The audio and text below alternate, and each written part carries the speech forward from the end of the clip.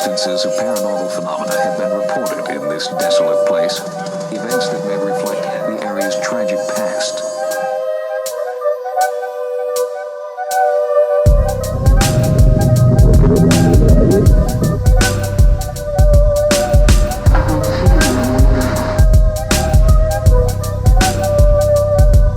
Whatever they are, whatever you call them, ghosts, spirits, shades, specters, apparitions, there is not a corner of the world they do not inhabit. I'm coming through. What's going on, guys? Welcome back to Other Ninjas Podcast, where we talk all things paranormal. I'm Ken James, and this is Jason McKittrick.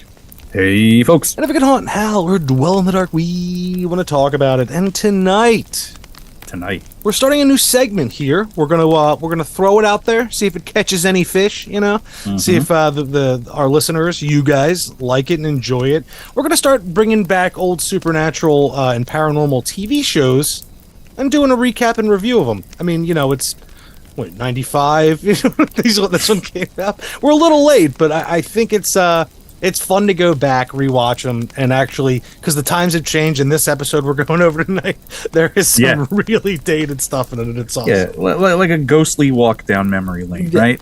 Yeah. So, do you want to tell them what this episode is? Yeah. So, like Ken said, the idea behind it is, we're taking for this first one, we're taking an episode of Sightings, season 5, episode 1 from 1999, and we're just going to go through it and have a good time with it.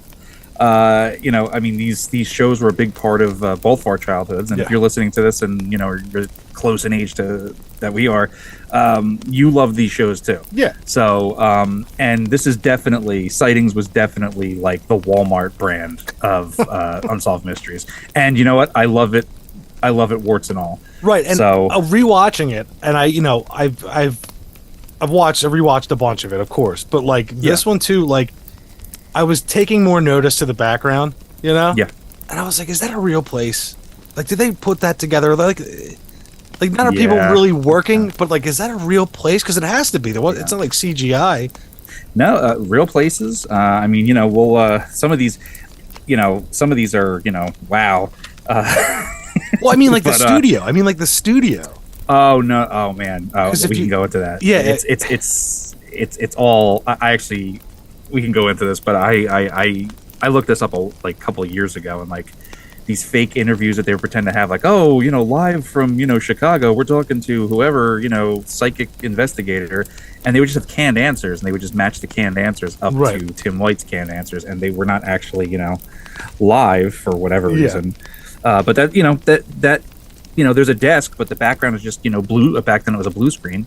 They must have built the set and had a bunch, because there's people in lab coats and doing stuff, and they're reporters and researchers, when you're really just some guy in an office did it.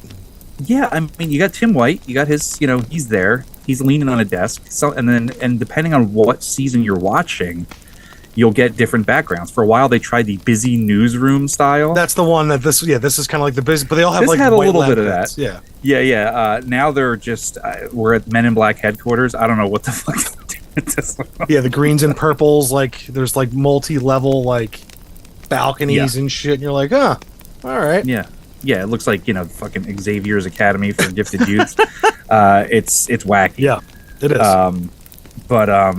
So that's what we're doing tonight. We're gonna do a nice little breakdown of that. And before we get into that,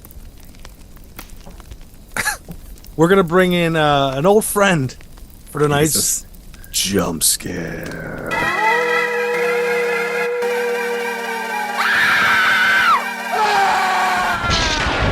All right, guys. So for tonight's jump scare, we. Last weekend, our very own Jason McKittrick had his annual Halloween party at the new place, and I brought my recorder just in case anyone was feeling froggy, And we recorded our old friend Ryan's encounter with an apparent Sasquatch, and I will let him take it away here. Well, we're recording, so no, we have it on. We are at McKittrick Manor. We are at McKittrick Manor. Follow your D. And we're actually going to start our ghost telling session for anyone that wants to tell us a ghost story. But, friend of the show, star of our first 2 Halloween episodes. Star of Backroads. Yeah, star of Backroads 1 and 2. 1 and 2. Excuse me. Ryan Flannery. So, tell us your experience when you encountered Skunk Ape. All right, Ryan. Do we have permission to use this story on Other Dangerous Podcast? Yes, sir. The floor is yours.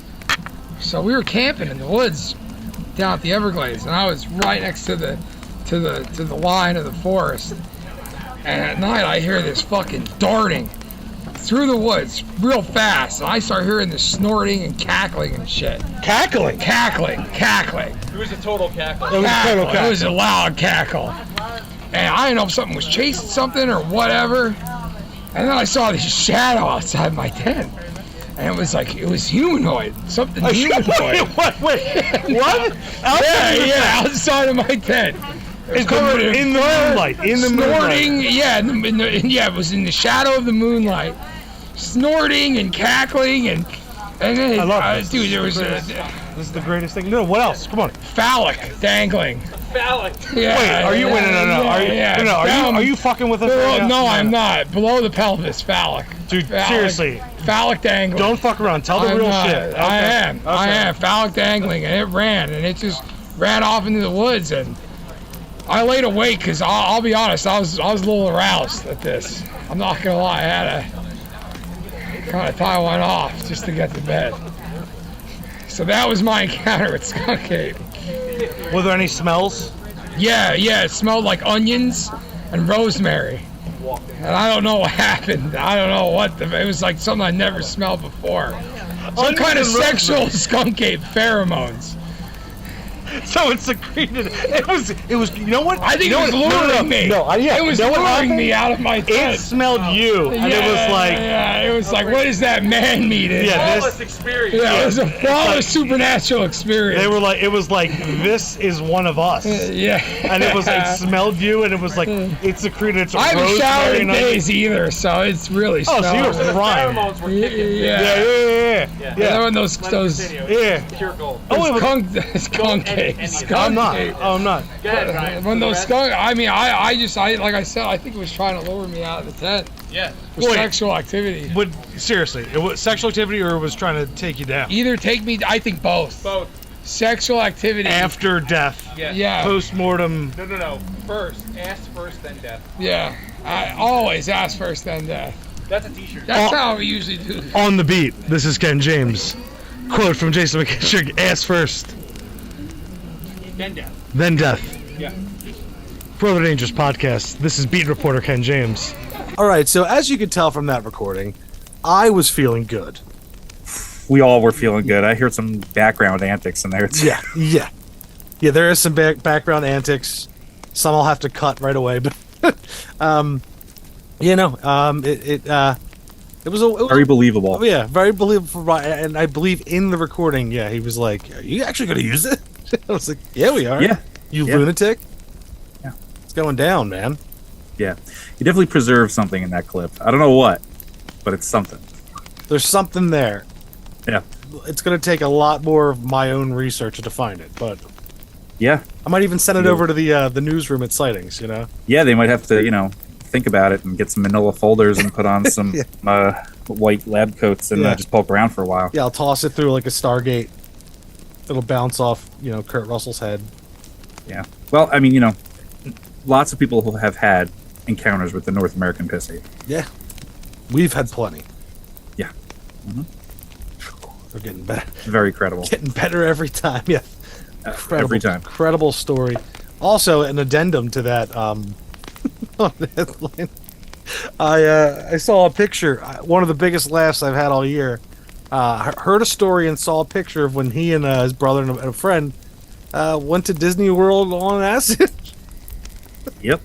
I got those. I got those texts and pictures live as they were happening. The one of him walking, like I was just like with his face. I was like, I broke down. I was like, this is Yeah. amazing. Yeah. Great haunted headline. Yeah. He's one of God's special creatures. He's got a special boy. Yep. All right, guys. But whoa, hey! Hmm. While Jay's drinking God a damn coffee, his mouth's Almost not- with the coffee. Yeah, coffee. You good, man? You all right? All right. It flew through my screen into your screen. Yeah. Did you see that? I did. Yeah. It almost caught a tit over here. I was like, whoa. Must be a really good story. What is it? It's tonight's Haunted Headline.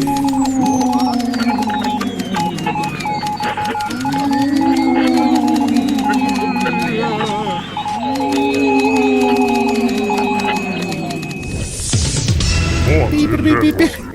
Tonight's Haunted Headline, guys. Oof. Paranormal TikToker claims to have talked with Matthew Perry from the other side.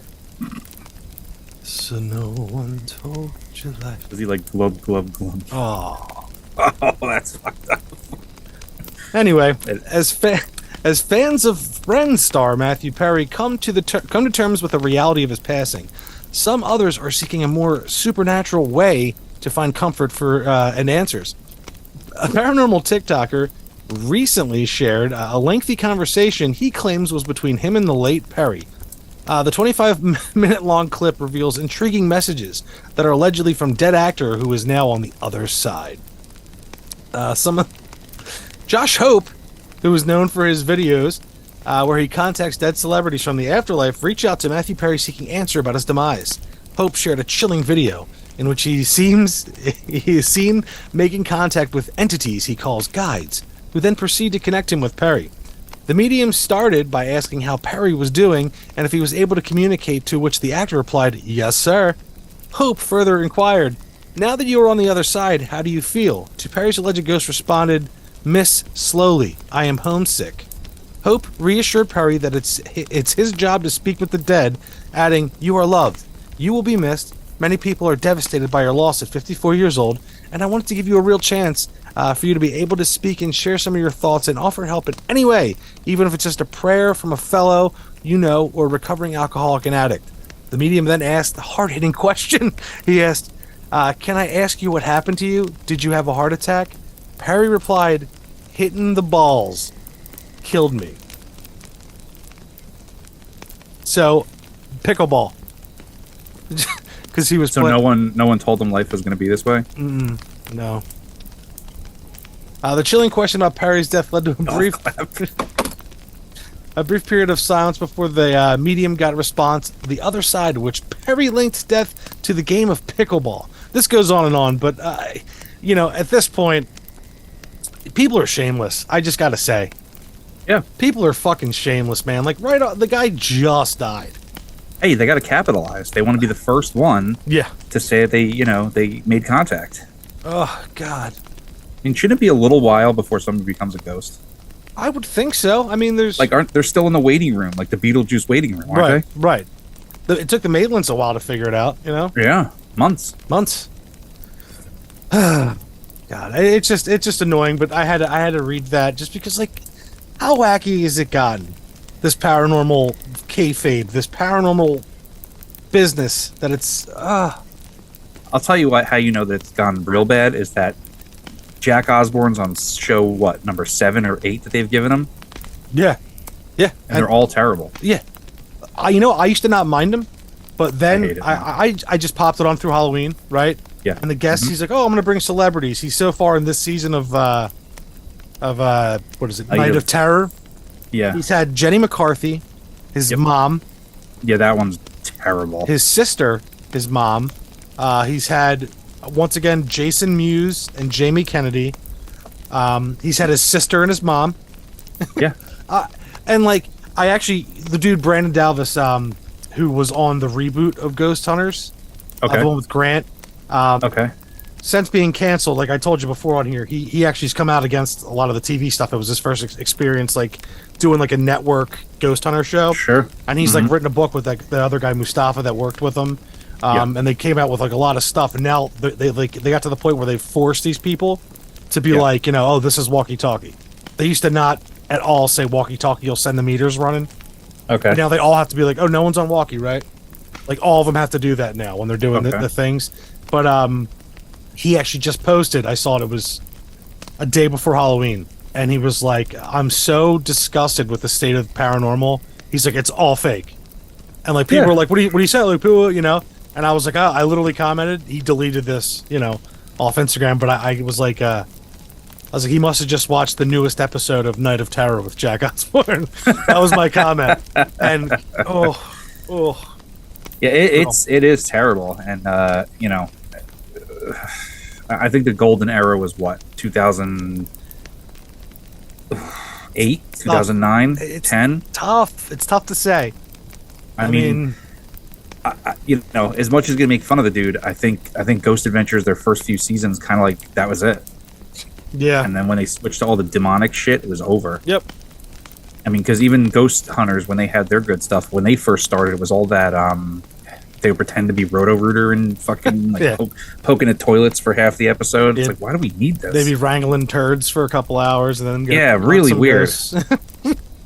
Oh, did you hear about this house? They have a haunting in it. And then Grant's like, they're just poking the toilet with a screwdriver. Like no shit. Pops his head out from under the toilet like, we got to check this out. And like puts his all right, let's go right now. And then they would flash their van. It would turn to the Taps van from Roto-Rooter. I was like, this is fucking wild. It was wild. It was a wild time. Yeah.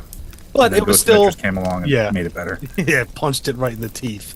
They sure did. Yeah. Well, now everything's just terrible. Yeah. And now why do you need to watch TV? Now they have all these YouTubers who are all carbon copies of each other. Yep. They all go to the same place. Yep. Everything's demonic now.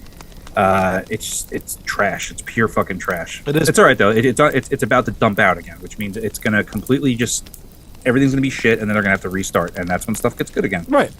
It's like music. Yeah, it's like the Marvel Universe. They got the shit out, and it's gonna start over again. And anything entertainment. That's what it is. Yeah. It's like a pendulum. Yeah. Well, let's go back to real entertainment. when paranormal shows were paranormal shows. Yeah, man. I mean, yeah. So I said, like we said from the top, Sightings season 5, episode 1 from the year 1999. On this edition of Sightings. I feel metal. With hope running out, police know that psychic Noreen Rainier represents Joe Lewis's best hope of ever finding his missing brother. We're willing to try anything. Even the mayor of this Brazilian city saw the smoking UFO hovering low in the sky on the outskirts of town. It was almost at the top of that eucalyptus tree. A number of other witnesses saw a whole lot more. I'm convinced that bodies were recovered down there. During a ghost investigation inside a New Jersey home, a malevolent spirit responds on tape. Independence Day made movie history, but has it affected attitudes about life in space? It is the talk of the UFO research community. And a look at just what the coming millennium might mean.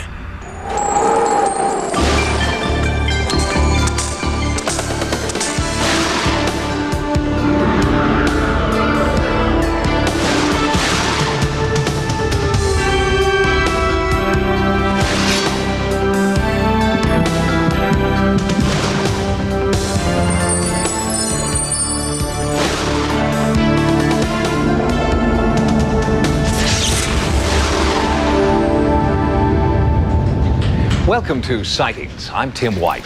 Tensions were high. But like we said, this is prime 90s paranormal programming, right?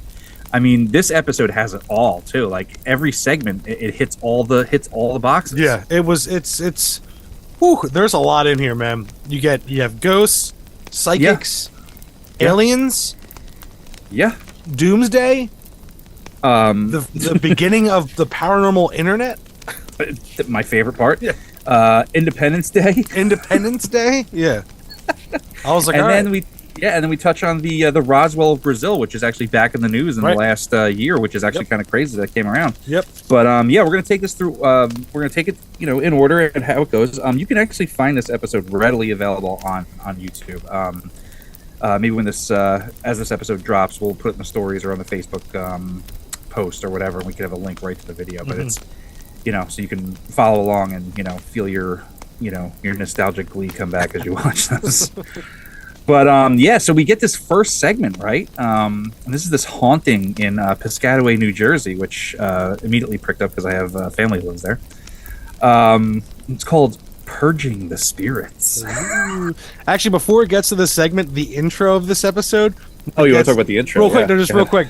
It opens up with this psychic doing an O face.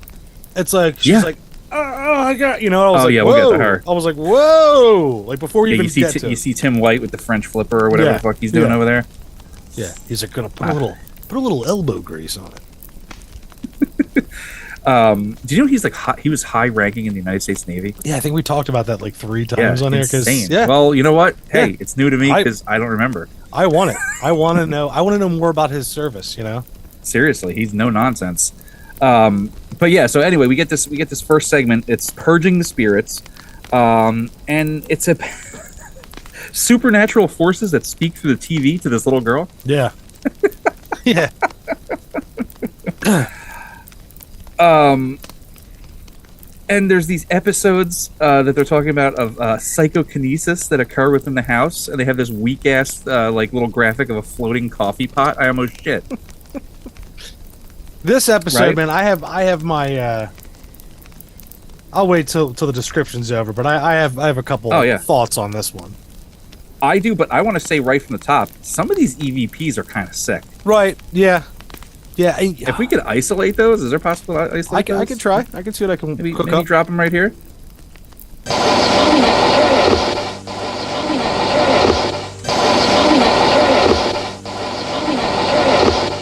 Are you upset that Amanda's leaving?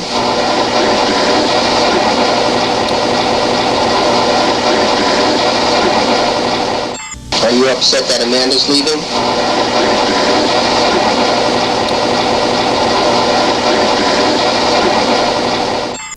I'm good with it. Yeah.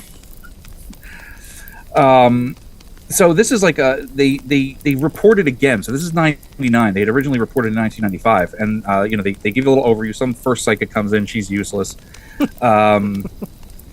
You know, she's like, oh, I think this house used to be a barn, and like a guy died in the fire, and now he's terrorizing this little girl, and she calls him the bear monster. Yeah, he's kind of like Freddy Krueger, but not. Yeah, right. Real weird shit. Yeah, borrowing a lot from like movies in the 80s and 90s. A lot of movies, yeah. I mean, like this screened Poltergeist big time because like the TV thing, I was like, really? It's talking through the TV? Yeah. Come on. But my favorite part of this whole thing was when, well, hold on, this is just part one. But when they're like, oh, all this crazy shit happened. You know, the kid almost choked himself out with sheets. There was a knife on the floor. We forgot to put nail polish away. It's like, wait, whoa. You mean your negligent parents? Yeah. And you're trying to blame it on ghosts? And the one she's like, I think it was the grandmother. She's like, there's no way she could have wrapped herself up in that sheet. There's no way. Do it all the time. Yeah. Well, what? It's like babies don't sleep with blankets. Yeah. Like what? Yeah. What? What? Yeah. I mean, this is some wacky shit. And things start to get crazy at the house, right? So they kind of divide it up. They give you like an overview of the first segment. And then we get to part two where Peter balls in a wheelbarrow James comes in. Yep. And he just cracks it wide open, right? Yeah, he's like, what? He's like, what other ghost pussies were here? Yeah, he's like, who? Yeah. Some psychic? Oh, fuck yeah. Yeah, fuck like, he puts on like a Staten Island accent. Looks like that's how he really talks. He is and this New is York. classic. This is classic Peter James, man. And I'm even gonna go. This might be the best Peter James segment. He's on it. Sightings brought in renowned psychic Peter James, who instantly sensed a connection between the male spirit and the circumstances that had angered him. Was there ever a fire here? Because I look at the house and I see smoke and I see flames. Even though he knew nothing of Alessia's encounters with the entity she called Bobby, Peter sensed that connection too. Do you know anyone whose name began with an R, whose last name lived here prior to you? Was there a male R? My plan of attack is that I plan to communicate with this male entity that I feel is here. Peter James interviewed Tony. How long have you been aware of this activity? I'd say probably for a little over 3 years. 3 years. He developed a strategy for communicating with the spirits. We'll get it resolved one way or the other. Trust that. He wanted to connect with the dangerous spirit first. I will be guided by my own instincts, But when I make contact with this entity, I will become a little confrontational. Hello? Hello? There's something in here. Hello? Who's there? Identify yourself. Your name is Rob. He's definitely in the bedroom. And whoa, something just hello? Easy, something just touched me. Something just grazed my hand. There is no doubt in my mind that there is definite anomalous activity here, and quite a bit of it. There's a Robert here, and I do believe that Robert died tragically, violently. It was in the bedroom that Peter felt the negative energy most strongly and claimed that it was Robert, the spirit Alyssa called Bobby, who was fixated on the children. Can you speak to me, Robert? Talk to me. Tell me why you're here. You've got to stop terrorizing this family, or you must move on now. Then Peter felt another spirit was emerging. I feel he's still here, and I'm also feeling behind me there's a female. Was this Tony's aunt reaching out from another world? Tony showed me a photograph, and there was a striking resemblance. I would venture to say that the other female is her aunt. Once he had identified the source of the haunting, Peter looked for a way out for the spirits. He felt the doorway between their world and this was in Tony's closet. You don't belong here. Move on now. He has to understand that this is my house now. This is not his house any longer. He has to understand there's a better place he's going to go to than where he is right now. After his tirade, Peter said he felt the negative spirit withdrawing. I feel a wave of sadness suddenly coming from him. His vibrations, his energy is almost childlike now. Peter also felt the other protective spirit was moving back into her world as well. I now feel like that female I spoke of earlier is behind me. There's no doubt in my mind that the activity will begin to diminish right away. Now it's a question of time. Has Peter James successfully exorcised the dangerous forces inside the home once and for all? Has he released the spirit of Tony's aunt so that she may rest in peace? Everyone is hopeful. Having done what I did will get rid of the activity. So in that sense, I think my work is done here. See how big his flashlight is in this? Yeah, but you know what? He doesn't have it that high. He's got it right here this time. It's next to he's his in control. Yeah, right. You know, he's like, you know, he does this whole shtick.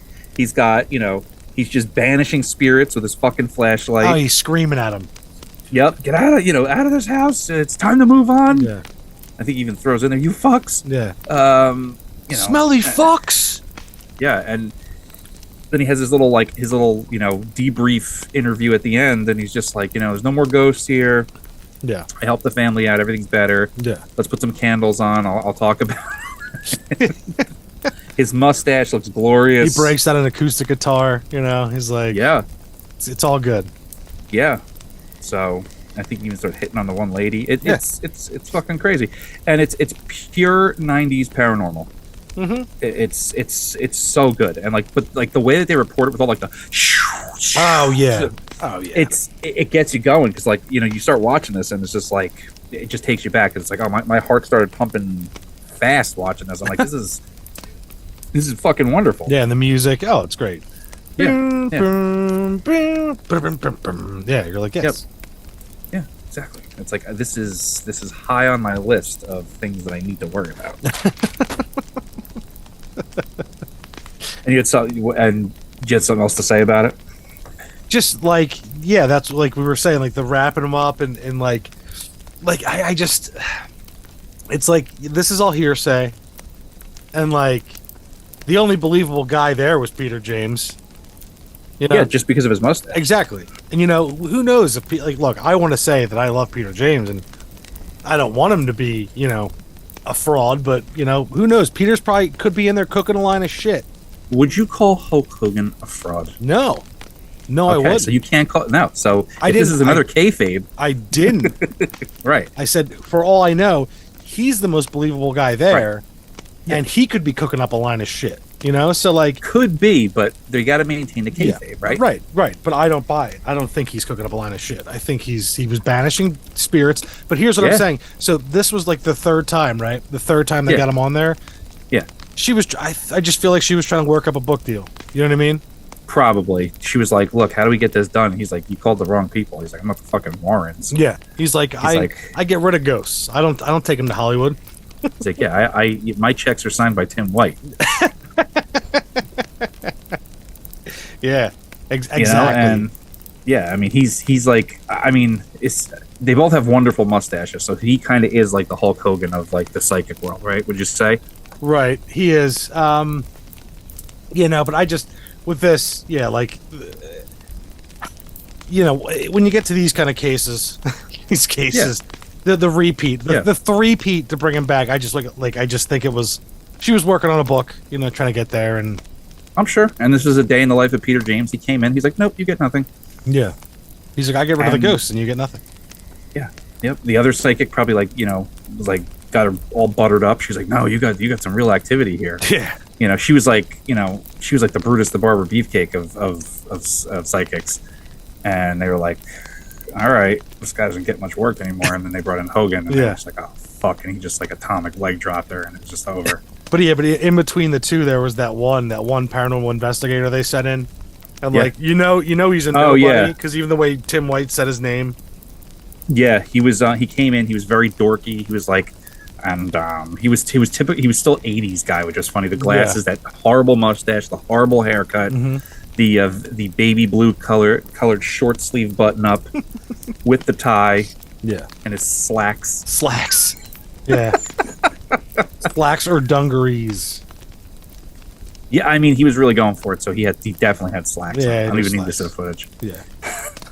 But no, this is a great one because it's like, typical 90s. Everything was 90s about it. Everything was like, okay, guys, very low budget here. We just need to get this in here. Throw the purple light in that corner. Put the green light up here. Say some spooky shit. Peter James is coming in. Turn all the lights off. Yeah, fog machine. Yep, fog machine. Let's do it in the basement because it's still daytime and we were not staying here for more than an hour. And it was just, in and out. They're like, "Peter, we're sorry, we got to fly you in." He immediately is picking up on everything. He's immediately like, he already knows what's going on. They prepped him on the car over. They're like, "Peter, just let's just get out of here." Yeah. Here's the case file. He's like, "Fire, got it." Yep. He's like, "I got it." They're like, "Do you need batteries in your flashlight?" "Oh, let me check. Yeah. Nope, we're good. Yeah. He's like, no, I have my battery fucking bandolier. Well, did you see how long that one was? Yeah. That has like 6D batteries. Oh yeah, that was a mag light, man. That was a big old mag light. You know what he was doing. Yeah. He's a flashlight pro. That's his proton pack. The man. Thing's powerful enough with all those batteries in there, man. Sure. Plus the mustache. It doesn't stop. Yep. The mustache is on point. So then, moving on from there, we go to the second segment, which was I was into it, and Tim White is just happier than a pig in shit with this shit-eating grin. He's like, and here's our in the news segment, and this was fucking great because they start you off with that maniac who thought he saw the face on Mars back in the 70s. Yeah. And now he's telling you that there's a massive NASA cover-up of structures on the moon. Yeah. And I mean, I think he's right. Okay. Sure. Why not? There's a lot of reasons why not. But anyone who has any understanding of the lunar surface knows why not. But they're not fucking around. They bring Apollo 14 astronaut Edgar Mitchell up there. Yeah. And he's like, look, you fuck. There's no structures up there. He's like, look at us. We're up there fucking around, kicking rocks, doing what we do up there. He's like, if there was a cover up, he looks right at the screen, I would know about it. He's like one of the only 22 people that's ever walked on the moon. 12. 12. Right. 10 off. And he, it's okay. Astronauts are my thing, so I kind of know. But that dude was not fucking around. But that guy does believe. He actually died in 2016, so R.I.P. So we were actually watching a ghost talk about the moon. Think about it. That's cool. Yeah.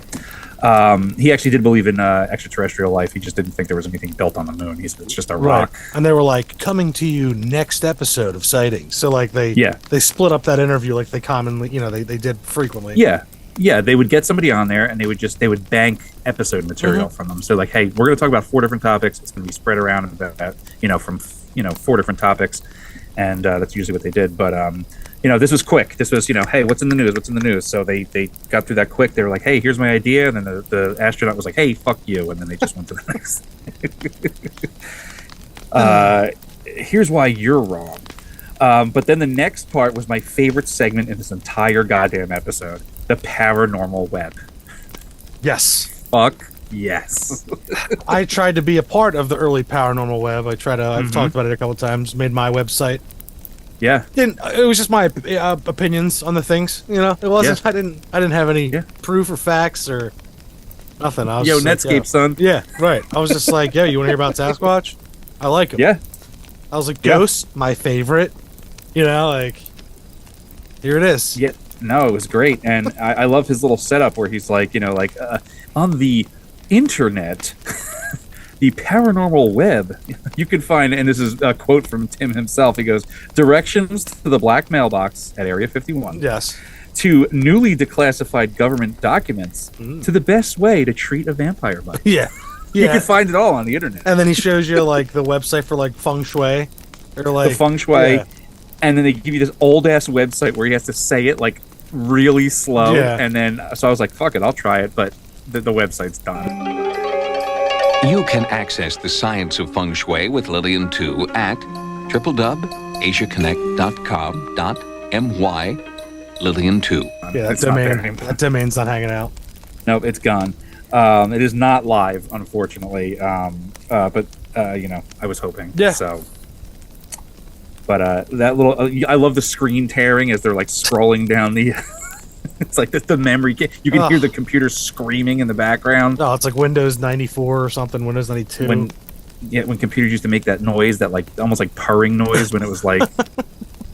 I was telling my kids about it the other day. I was like, I tell them about dial up and all that shit. Yeah. They're like, why did it make noises? I was like, well, the modem was talking through the phone. I was like, don't worry about it.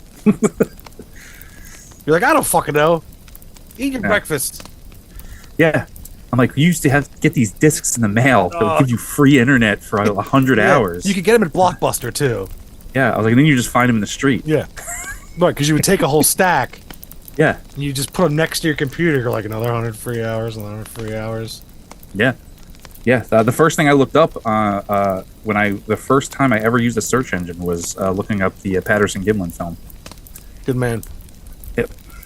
I remember the day, and it took like 3 hours to load like 3 seconds of the clip. Because if you were looking up like nudie pictures of Topanga back then, just the picture itself would take 5-6 minutes, Yeah, and they weren't real. They weren't real. No, heavily digitized too. Yeah, yeah. I remember the first thing that like my older brother and his friends had me doing was like trying to pick fights in chat rooms just to fuck with people. Yeah. I mean, it's what you do. Yeah. You could have been picking fights with an alien. You didn't know. You didn't know, and some of them probably were. You know who did know? J.K. Cinema, and that was my favorite part of the early internet. Yeah, hell yeah. So, the next segment of the in the news portion is we get this whole thing, like this really out of the fucking left field thing about Independence Day. Movie clips. I was like, yeah. And then you get this fucking nerd who comes on. He's the chairman of the Fund for UFO Research, who is like no fun. Yeah, literally. Him and then his buddy John Carpenter, which with a name like that, he should be more into alien. Exactly. Shit, you know what I'm saying? And they're just like, hey, we shouldn't have alien movies because it confuses the public. It's like the public's confused no matter what. And he's like leaning back in like a lawn chair in his like backyard and some shit. It's in his backyard. They're like, where's your fucking research facility with lab coats and purple and green lights? Yeah, dickhead. He's like, I don't need them. I have facts. Yeah. And Tim White just mushed him. Yeah. And he's like, get the fuck out of here. Yeah, he's like, let's all get the fuck out of here. Let's pack it up and go. Yep. At least John Carpenter had his own office in that segment. Yeah, he did. You know? Did. But then the legendary Stanton Friedman shows up. Stan, yeah, with his glasses. Yep, the big dick from MUFON. And yeah. Oh, did you see him in that segment? Yeah, I saw him. DD Energy for sure. He was one of the original investigators of the Roswell case. Went on to, I believe, co-found MUFON. And he's just there like, this stuff is great. It generates interest. Anyone who's a naysayer can just go fuck themselves, or whatever he says. He's like, I love Randy Quaid. I love Bill Pullman. He's like Jeff Goldblum. He's like, what's not to like? Yeah. And then they just close it on like a fucking little clip of Will Smith. And now that's a close encounter. Yeah, right. And that's it. And you're done. So you learn that nerds should shut the fuck up. And Stanton Friedman has a big old knows dick. What's up. Yeah, he's a big old dick and knows what's up. Sure. Yeah. That's why he's the head of MUFON, or was. Yeah. R.I.P. to him as well. Oh yeah. Everybody in the show is dead, by the way. Yeah. Should we just put that out there? Every single one of them. Is Tim gone? No, he's still alive. Yeah. He's still alive. Yeah. We're not trying to contact him and Matthew Perry. So then we move on to the third segment of the overall show. And this is where it really gets into Unsolved Mysteries territory, I felt. Yes. And this is My Brother's Keeper. This is the Florida missing persons case. Yeah, another one of those where I was like, I don't know, man. I don't know. It just seems constructed.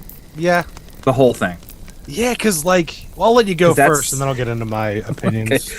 So, the long and short of it is it's a Florida missing persons case. It's a 76-year-old man, Norman Lewis, and he just up and disappears one day. Goes out fishing, right? And they just don't know what the fuck happened to him. Leaves all his shit behind. You find out that he has a bunch of chronic illnesses, and they're at a loss. It's like, 2 years, and so this wild police. I don't know, the chief or whatever he was. He's like, let's get a psychic investigator in on this. And this lady, holy shit. Can we clip in a little bit of her right here? Yep. I only work with the police. I don't need to see you. I don't need to see the scene of the crime. Let me touch something off the body. I prefer metal. I prefer a watch, a ring, an earring, a belt buckle. I'm going to find Norman, 21. I feel miles. I see brick. Don't know what it's associated with, but I just feel the brick very strong. It appears to be a bridge. I feel metal around me.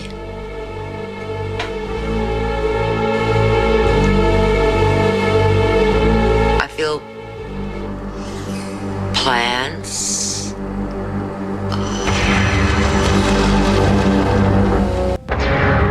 I'm driving for a short distance, and then something happens, and I see him in the air going downward.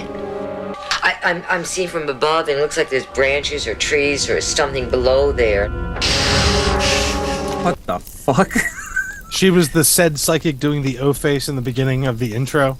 Right, and I just want to say there's nothing strange about this woman's behavior in this time period. Yeah. Like, all these psychic investigators, quote unquote, were all like this. Going into semi-trances and I use, what do you call it, psychometry. So she touches his wallet. She's like, oh, it's like, what?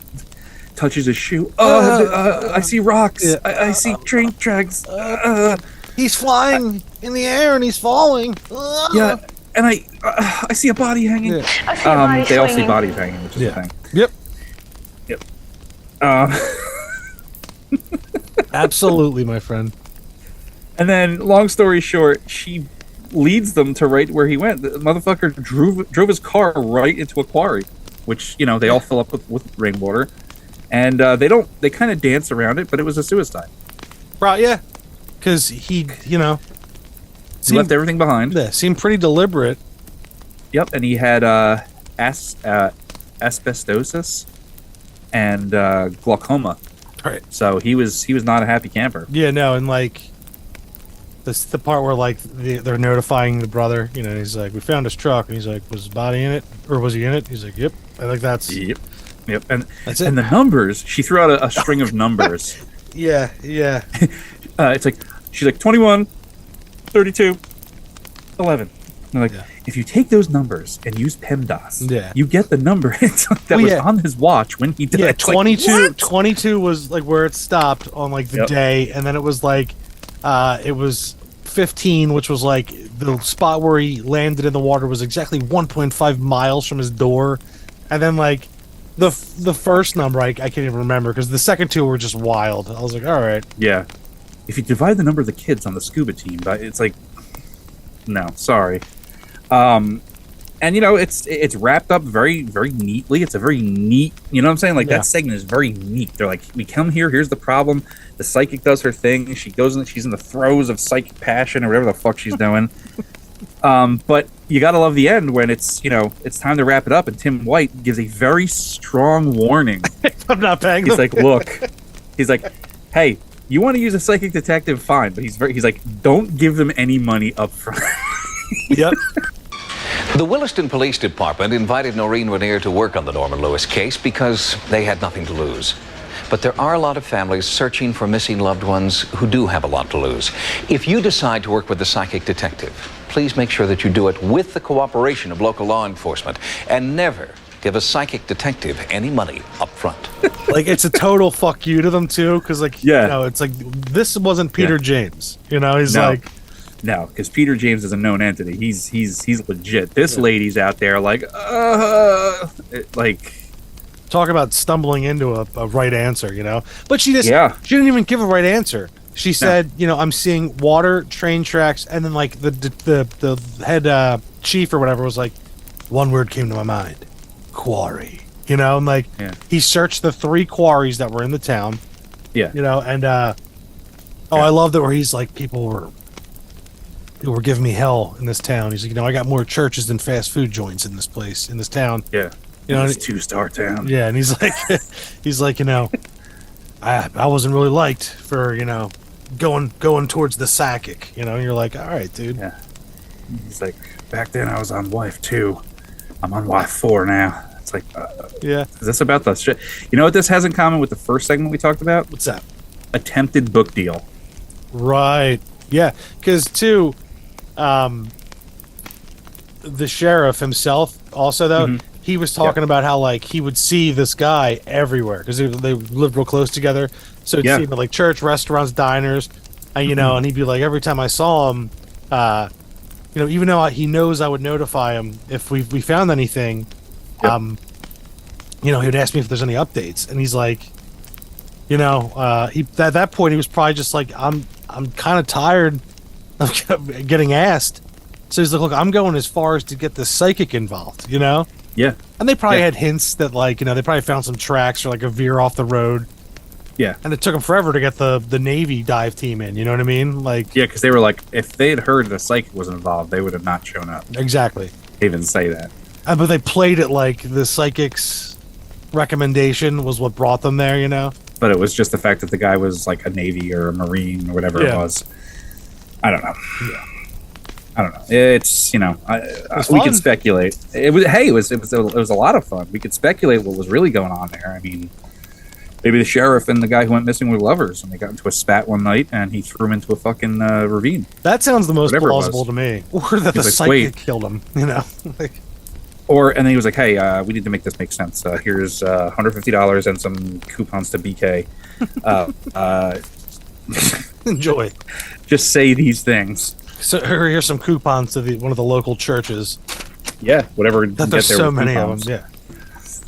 Communion. I don't know. Very, very tidy, but very 90s paranormal-ish. Yes. And, you know, you could tell this is, season 5. They were probably like, fuck, we better, like, emulate Unsolved Mysteries a little bit more.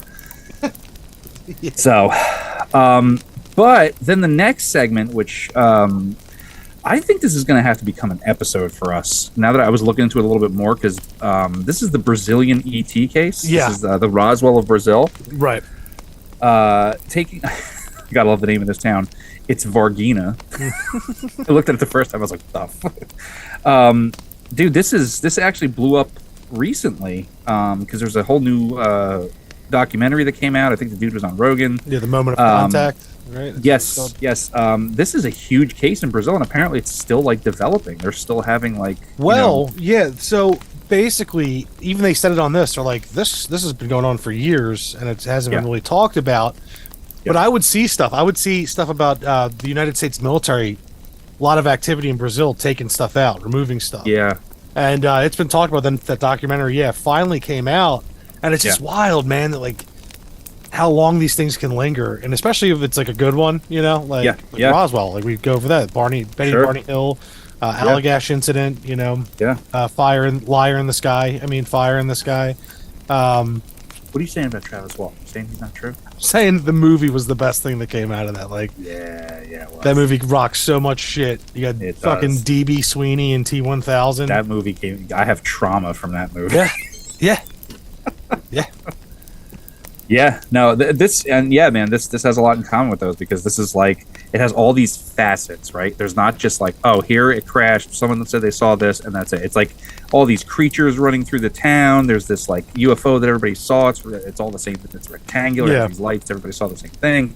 The fire department was called in to capture this creature, which apparently they did with no trouble.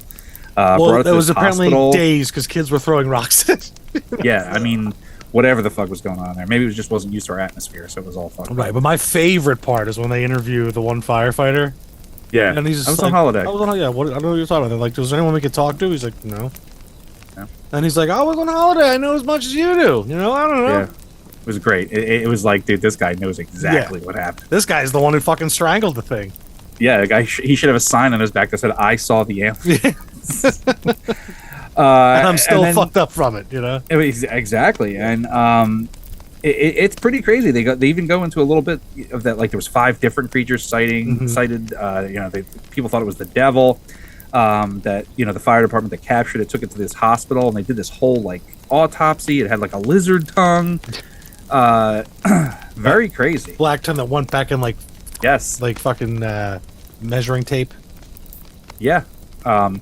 And this was reported in 99 when they were doing this episode, and it happened in 96, I believe. Yeah, something. Yes, 96. I have it right here.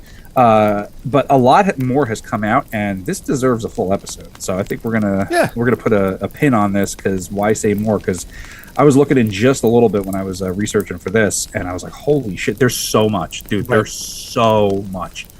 I think this is another big one. So I think we should save the rest for the full episode. Yeah, we'll spank that one. Yeah, absolutely. And then what 90s paranormal show would be complete without having a Y2K hysteria segment? I was just laughing to myself that whole time, like, and that one guy they kept showing that was like, a lot of zeros. You see a lot of zeros. People get upset. Yeah. You're like, yeah, yeah. No, this one was called a Millennium Primer. And two things, if you're listening to this and if you're of the younger generation and you weren't, either cognizant or alive in 1999, two things were huge. Y2K just as a phrase, and fucking Nostradamus. Yes. Yes. And Chris Rock. And Chris Rock, oddly. Yeah. Okay. All right. I don't know if he had anything to do with, the turning. He did. He did. I just... Okay. He was just huge. He was like the biggest thing since sliced bread back then. It was wild. It's true. What was the big one that? Was that bigger and blacker? It was big. Well, that was the second one. The first one was the with no sex in the champagne room, I think. Right. That might have been bigger and blacker, but it was basically they both run together. Yeah. Right. Okay. Hey, I don't dispute that at all. But this time of, in 1999, it was all about the doomsday scenarios, right? Yeah. Everyone was worried, and the funny thing about all of it was that it's like, yeah, this isn't even a real year. Like the number we're on isn't even. Yeah. It's nothing. It's an arbitrary fucking number. We just decided that we're going to start counting from this point that we're not even sure what. Yeah, and I love how they slipped in at one point. They're like, yeah, well, they initially thought it was the year 1000, and then when nothing happened, then they were like, yeah, they're like, that must be the next one. Yeah, I won't be around for it, but it's got to be that one. Stay tuned, gang.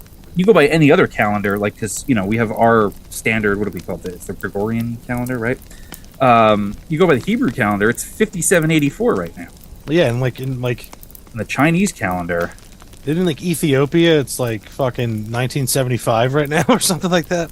Yeah. And it's right. It's 4720 in the Chinese calendar. So I don't know what everyone's getting upset about, but that guy who said that people get excited about zeros. It's true, man. Like when the clock goes to like change to the next thing, people get excited. Yeah. I also like that there was the little shout out in there to the 2012 Mayan calendar ending. Oh my god. But then there was the other guy who was like, there's going to be a planetary alignment on May 5th. Yeah, I was like, what? Yo. 2000. It's like, Other scientists warn that this techno disaster pales in comparison to what will happen on May 5th, 2000, when a rare planetary alignment could trigger global catastrophe. The loss of life is going to be tremendous, with land sinking and rising and tsunami and great storms as a result of all of these things. Volcanoes will be going off that have been quiescent for thousands of years. And? Catastrophism. I was like, shut up, dude. People watch too many movies. Yeah. But you know what was kind of... I had like a moment of like...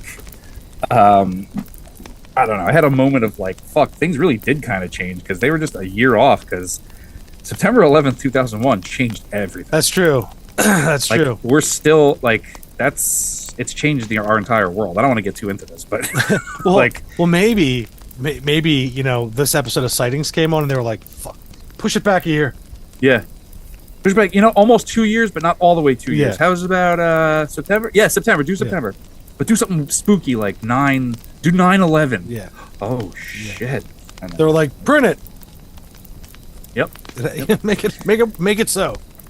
Yeah, it's like you guys have no idea what's going to happen. Yeah. We won't go into it. Yeah. Globalists, Moloch, it's all tied together. Yeah. Building 7. Forever wars. Yeah. Well, they brought that up in this too. Yeah, the right one now? guy did. Yeah. Yeah, the turmoil and it was kind of funny. It was actually kind of prescient too because they're like, you know, continued turmoil in the Middle East. What are we dealing with right now? Once again, nuclear war. You know, nuclear war will pull us into it, and we'll, you know. Yeah. Hey, but it's okay. Let's laugh about computer problems. Hey, it doesn't know how to deal with the codes. We have to change it. You know, change it over to 4 digits instead of 2. Wasn't that the plot of Office Space? Yes, that's they Yes. were coding for Y2K. Right. At Inatrode. Yep. Penetrode. So that was the last segment of the episode, and then my favorite part of the ending here is the contact information on the screen at the end. Yep.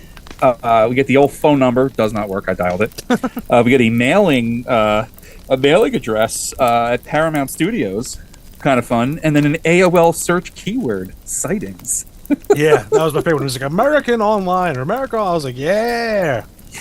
Yeah. I still have my AOL email address. Do you really? I do. Mine, my email now is the same as it was on AOL. That's awesome. Yep. Nope, I still have my AOL. I use it for bullshit, but I still have it. Yeah. It's like 28 years old. And then Tim hits us with his line that he gives us at the end of every episode that no mystery is closed to an open mind. Yeah. And there it is, man. A slice of 90s paranormal Americana. You know, what's so good about these is it also takes you back to a time when we were more naive, I guess you'd say. Yeah. Yeah. And you were taking stuff, you know, not as this like jaded old like, you know, we've had just like hoses shoved down our throat and snake oil just dumped in, you know. Yeah. So everything you look at it for literally 2 seconds. Yep, Fake. Yep. Everything. Yep. I like look at ghost videos now on the internet just to literally like go in the comments on Instagram and just be like, your mother's a whore. Like, you know, it's just like, yeah. There was one earlier today, and some guy beat me to it, and it was like, oh, what is this? And it's like this black misty thing with all these birds flying around it, you know? Yeah. I'm like, what could this be? And I was gonna go in and be like CGI, and this guy already beat me to it. I was like, fuck. So I gave him a like. I gave him a good word. Or the videos, it's like this bird stops in midair. It's like, yeah, computer animation has been a thing for decades. What is going on with this plane that's suddenly stopping in midair? I don't know. I have Premiere Pro here. I could probably figure it out. Yeah, exactly. But this is a time where they didn't try to fake the evidence. Although in the first segment we get the floating coffee pot, which I wish I could make that my screensaver for my phone. Because that just says it all. True. Nah, man, this is like comfort food. It's like it was a time when this shit was new. You know, it was because what was the first show? The first paranormal show was kind of what In Search of. the Leonard Nimoy show, right? Yeah. That had its own vibe and that had its own thing, and then we moved on from that to like Unsolved Mysteries was that, and then X-Files came out, and then X-Files and Unsolved Mysteries had a baby, and that baby was Sightings. Yeah. Right, and then millions of copycats, millions of just throwaway shows, And I have to find it. There was a while that Sightings was a different show, and it was called Encounters, but it still had Tim White. Do you remember that? It sounds familiar. Yeah, and I can't find it anywhere. Not on YouTube, nowhere. Yeah, I'll see what I can come up with. Yeah, but same kind of thing. It's it's unimportant, but these shows were it, man, and they seem to be on all the time. You know what I mean? Like if you turned on like Fox, or when it finally got syndicated to the Sci-Fi Channel, you could turn those channels on at most, like usually later, I would say, or at like 2:00 in the afternoon. It was on. Right. And you're like, yes, I want to hear about these reptilians. Yes. Tell me how this ghost impregnated this woman. Yes. Tell me all of it. Are there werewolves roaming the Southwest? Yes. And let me hear about it. Yeah, they're called skinwalkers, not werewolves. You guys haven't caught up yet, but we're good. Oh, man. I just miss that so much. I miss that feeling of just like, this is all real. Yeah. I miss that so much. And then like, as I said that, my windows kind of open, and I got a gust of wind, and it was just like, bring me back to that. Bring that back. Yeah. Well, we are in the veil's still thin, buddy. Mm-hmm. Yeah. Oh, man. God damn it. It just used to be so good. And you had your boy up there, You know, you had your guy up there, Tim, or like, you go to Unsolved Mysteries, Robert Stack. Just your guy up there, just telling it like it is. We don't know if he believes. It's just his job to observe and report. Yeah, he's impartial. He's just imparting the knowledge. No opinion, just like our reenactors or our researchers or our, like it's like, tell me what your boys did. Yeah, I mean Tim White, like specifically because we get these maniac psychics on there, and he comes back with a straight face, and it's just like I hope he wasn't actually just watching that, because how did he keep a straight face after watching that lady like essentially pleasure for herself with a guy's boot? Yeah, and his wallet. Yeah, and then they come back with that, and Tim White's just like, for Sightings. Yeah. I'm Tim. He's like, it's not my job to come up with the stories, just bring them to you. Yeah, they're all he filmed them all back to back to back to back, and they just plugged them in where they needed to be. I still love when Tim White would show up on site though. Those were great, but those were only like the first 2 seasons. Right. After that, it was just him stuck in his little, blue screened office with lab coated individuals.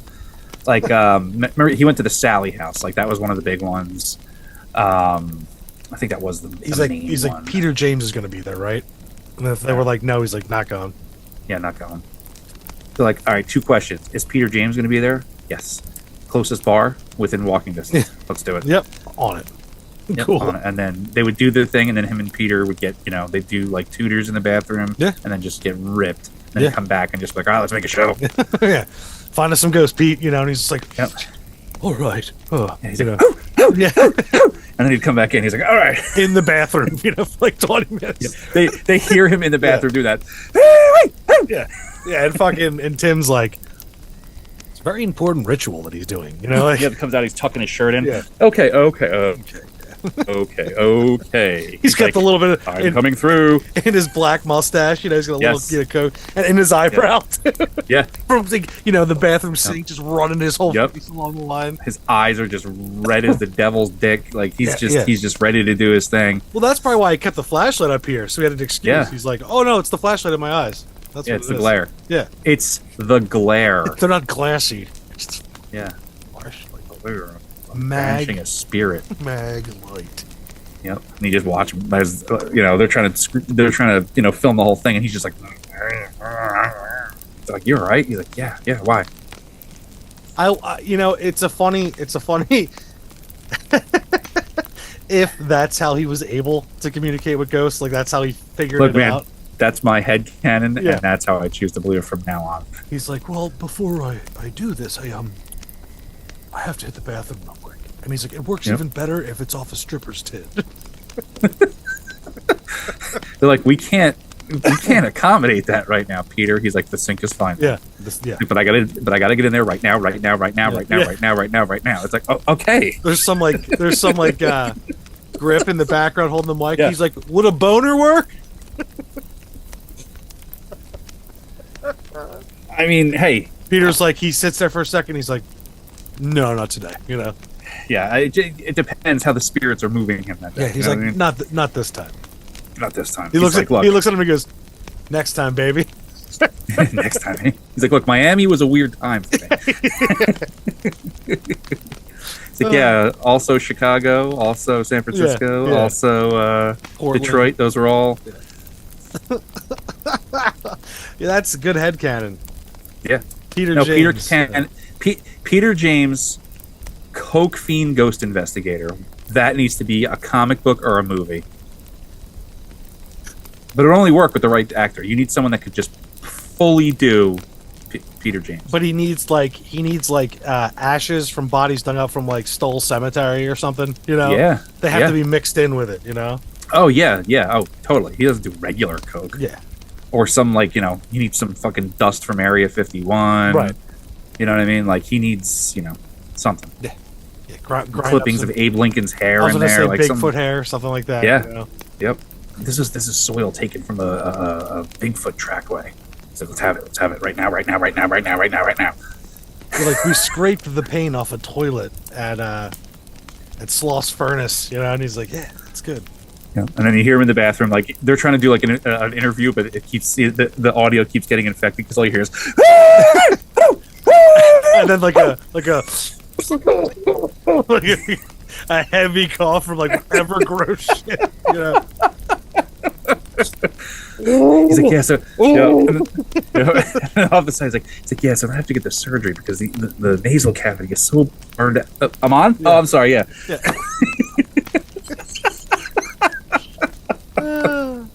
Oh man. Peter James. I'm gonna have to make a figurine of Peter James, I think.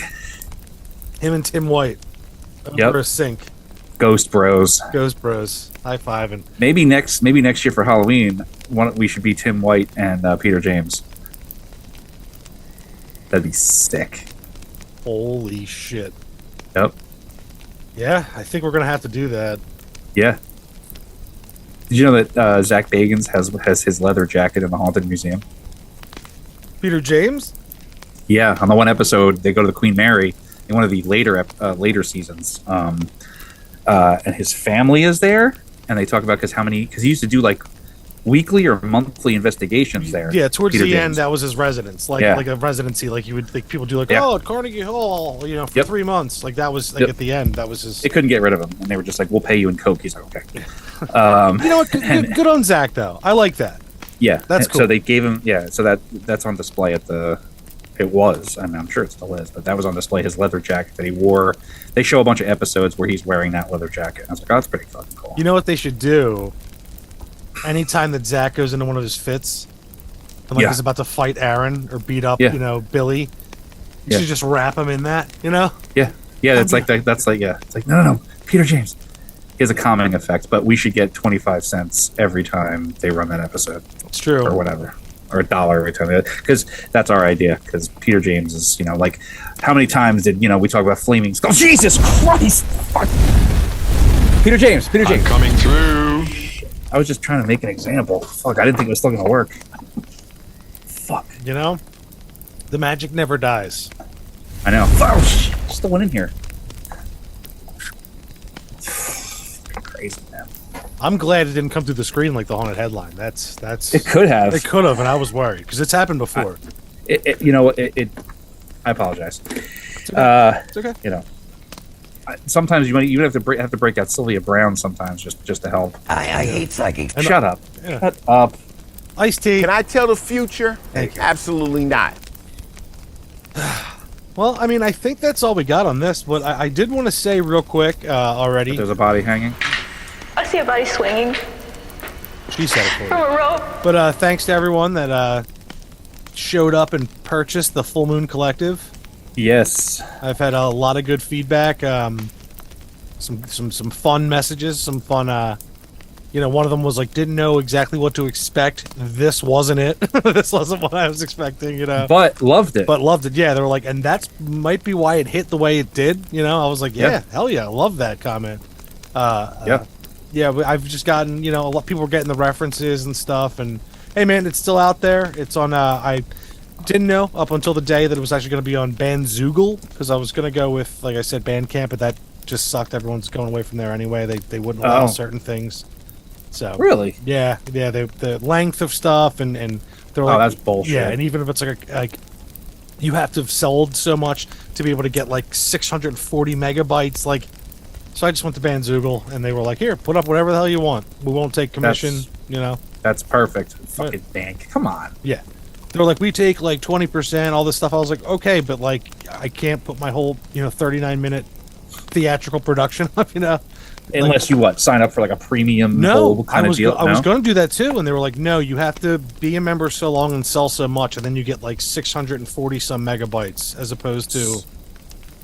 So they determine when you're allowed to be, successful with music? Yes. Yep. And that's like literally, I found out that's why a lot of people are leaving. But yeah, it's bandzoogle.com. Look up the Full Moon Collective. You can Google it.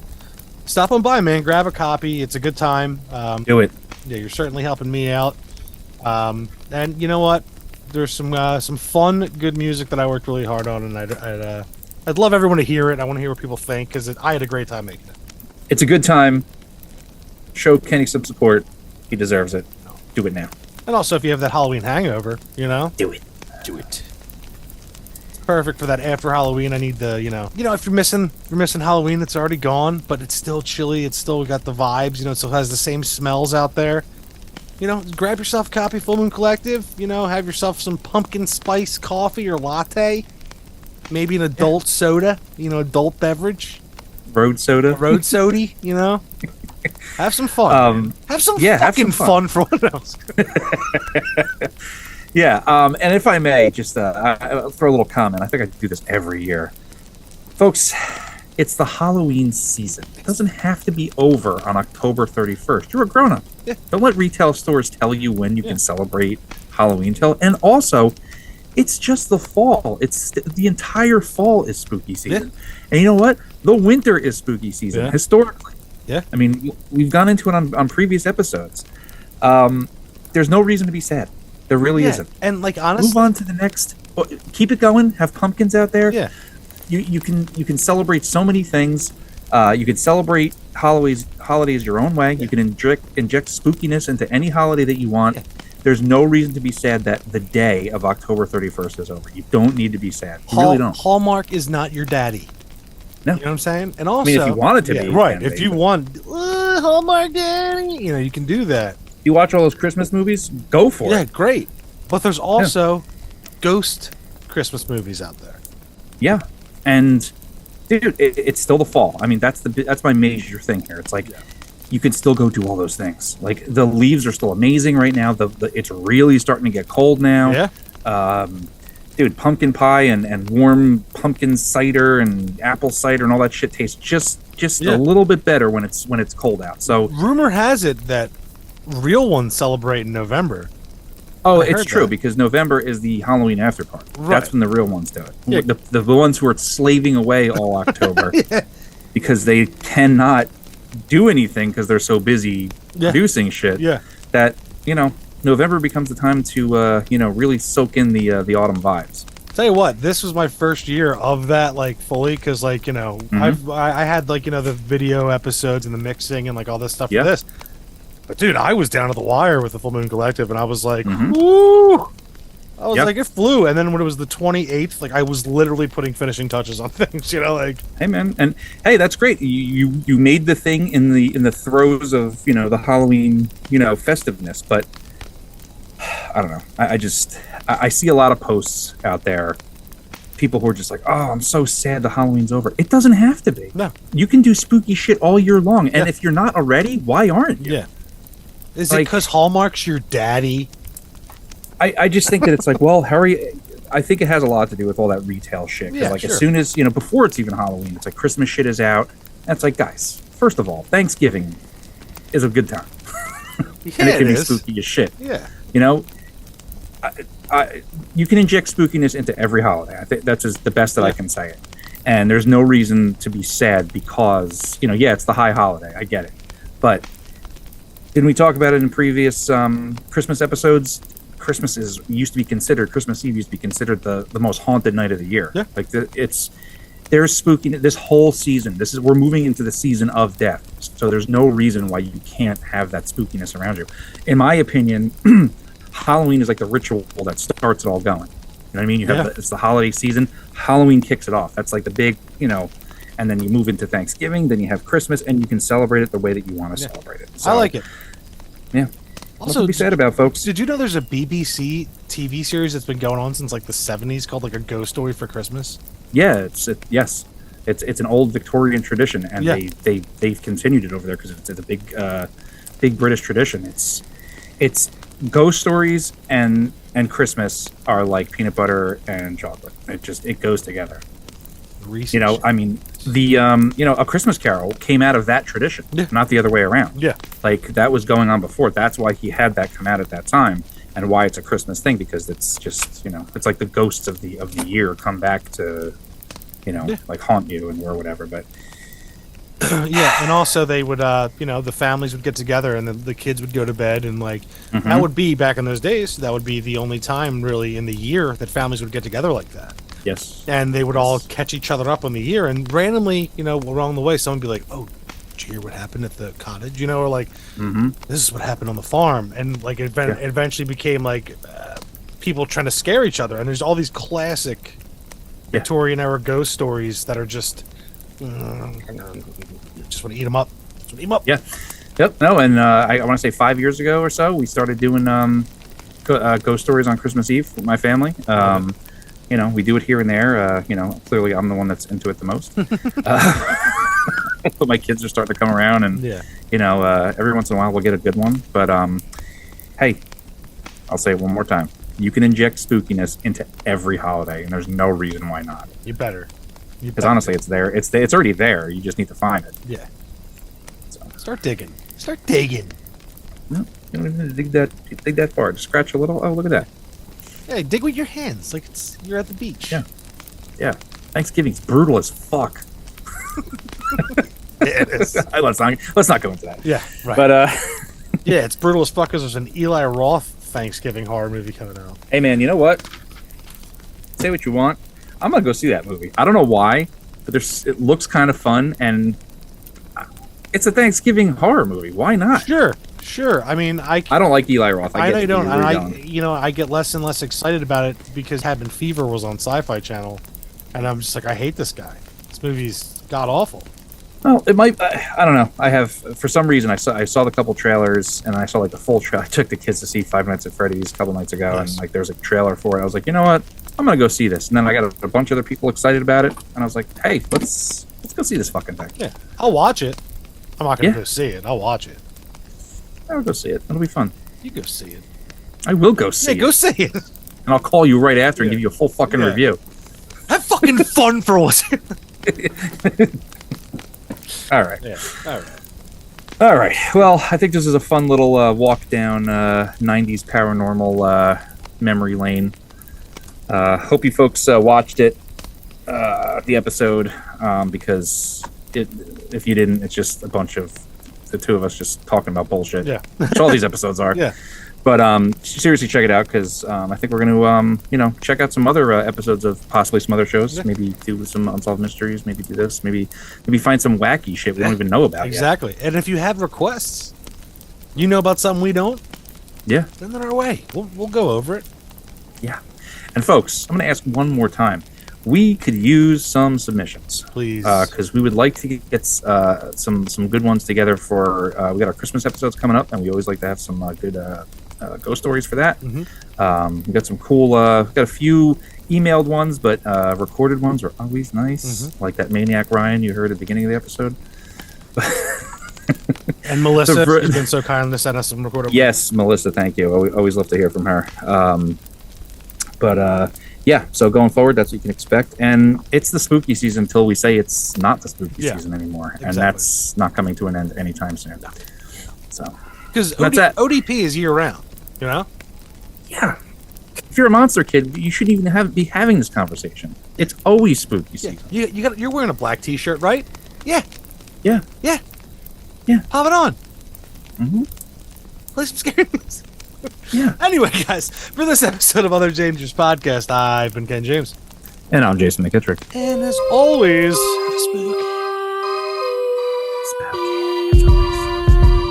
thank you for listening to Other Dangers Podcasts. Have you encountered the other dangers? If so, you can email us at otherdangerspodcast@gmail.com. And if you'd like to have a discussion about the paranormal, you can find us at Other Dangers Podcast on Facebook and Instagram. There you can find submitted pictures, videos, and artwork from listeners. We are now streaming on YouTube, Spotify, Apple Podcasts, and anywhere else podcasts are streamed. And after listening, please don't forget to like, share, and subscribe so we can continue to bring you the other dangers.